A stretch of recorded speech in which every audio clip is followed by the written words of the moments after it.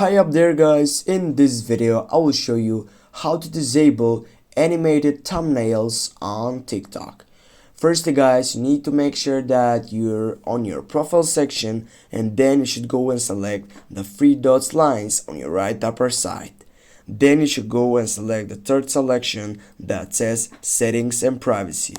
Right after that, you need just to scroll down and looking for the content activity section, and you need to choose the last option which says accessibility. Click on that. In here, as you can see on my first side, I have animated thumbnail which is turned on, which means this is enabling animated thumbnails on your TikTok account. Just go simply with taking on the animated thumbnail on your right side for disabling this side. As you can see guys, we have disabled animated thumbnails on TikTok.